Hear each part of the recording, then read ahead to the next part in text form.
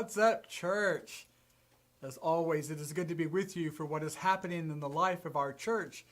Well, if you joined with us in person or online, you know that things are well underway in our fall programming. We have hit the floor running with lots of opportunities to be the hands and the heart of Christ in this time and in this place. Just want to say first, thank you to all of you who commented on last Sunday's sermon and service.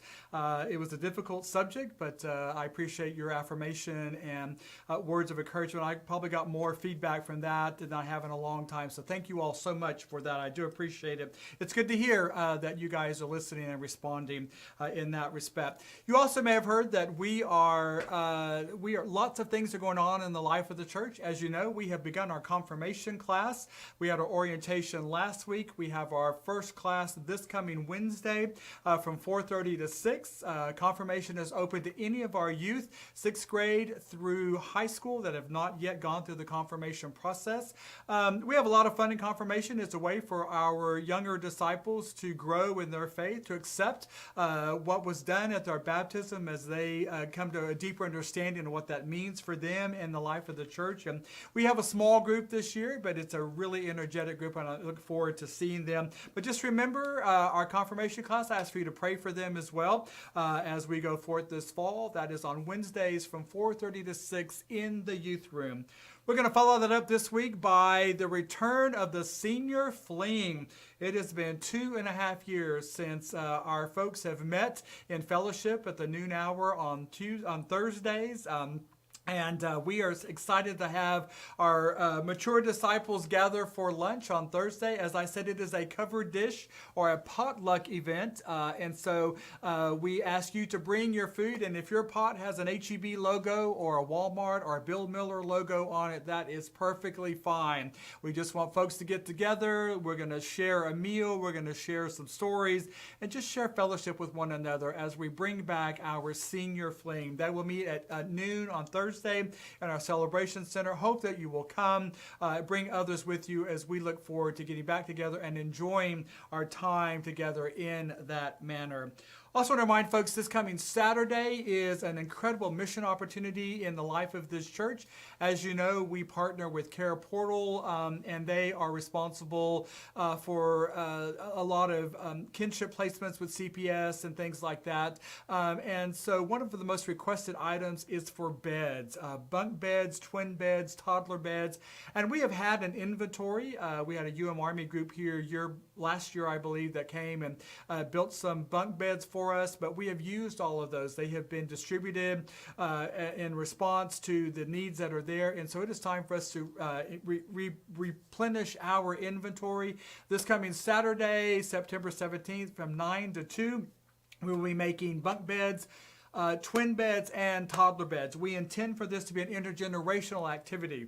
I know that our youth groups will be here, our scout groups. We hope that a whole bunch of our folks will come and just enjoy fellowship with one another as we work alongside each other in this incredible mission opportunity that we have. So as always, we will provide lunch because that's what we do when we do these things. This coming Saturday, the 17th, 9 a.m. to 2 p.m. Look forward to seeing you all here as we are about the big bunk bed build. We're going to follow that up coming up in October with our annual pumpkin patch.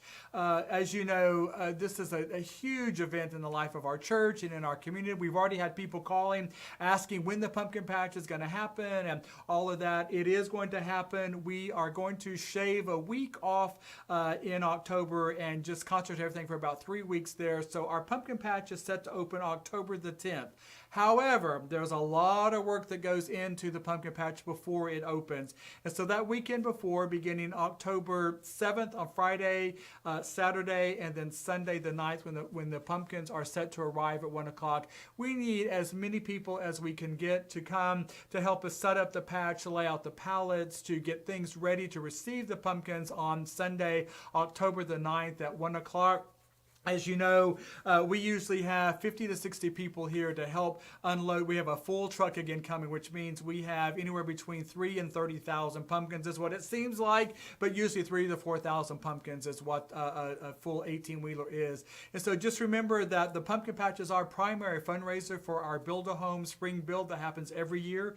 This will be the 15th year of our Build-A-Home. We are all in the process already of selecting families and getting all of that process going. So it's a big, big deal, and we need as many people as we can to come.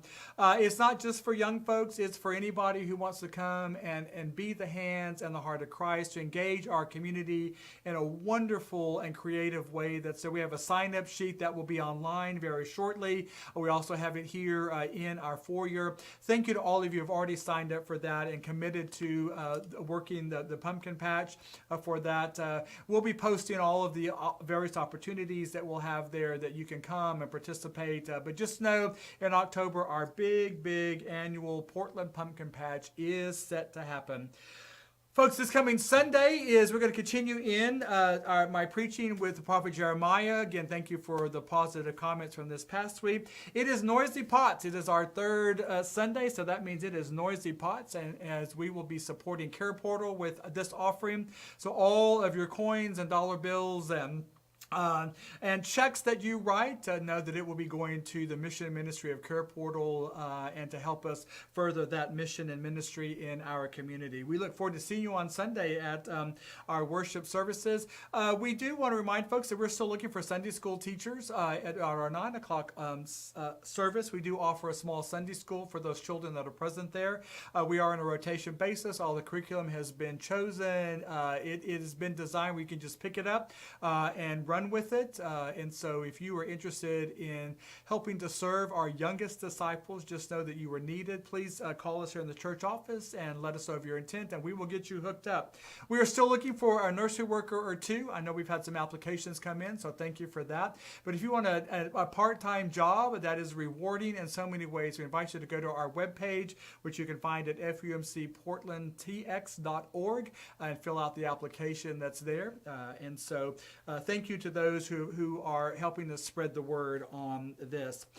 Several of you have asked me about where we are on the 12 by 12 church strategy. I received word that we should be wrapping that up. I think we have gotten the final surveys back from a number of folks. I also know we received a good number of surveys back from our MDS parents on how we can further our partnership with MDS. And so I believe that they are in the process of consolidating and sorting through all of those responses. And we should hear an update very quickly on where we are with that. And we will give that information to our church consultant, who I have spoken to independently in the last week or so. Just let him know where we are. And he is set to come probably sometime in the end of this month, maybe the first part of October. We will let you know all of that. But I just want to say again, thank you to all of those who hosted those meetings. Thank you for those who filled out the surveys, the questionnaires that were there. Thank you for the response. I understand there's been some really good responses and ways that this church can consider moving itself forward in the time to come. So thank you for that, and stay tuned for an update. As I always want to remind folks, please stay connected to the life of your church. We are trying to provide as many opportunities as we can for you to know what's going on in the life of your church. One of our major ways these days is through our weekly e-news, our news and notes. If you have not subscribed to that, you are really missing out. We have tons of information loaded into that. You can simply send your email to FUMC Portland or to admin@fumcportlandtexas.org, and Sandra will get you hooked up on that. I hear every week from people who are thankful for the amount of information that we're providing there. Lots and lots of stuff that's there, much more than we can possibly cover on a Sunday morning or in a What's Up Church that's here. But you only find out if you subscribe to our news and notes.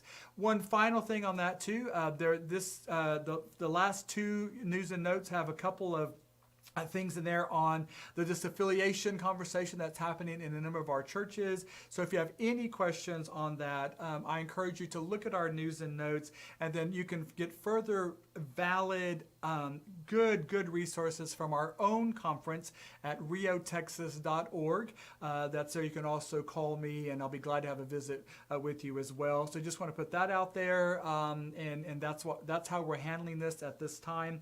But anyway, there's a great opportunity to just know there's a much good happening in the life of your church and in the life of our denomination as well. Friends, I cannot thank you enough for your support of this church in the manner in which you do it. Thank you for honoring us with your prayers, your presence, your gifts, your service, and your witness. And I look forward to seeing us all again very soon. And until that time, stay safe and be well. We'll see you soon. Blessings. Bye-bye.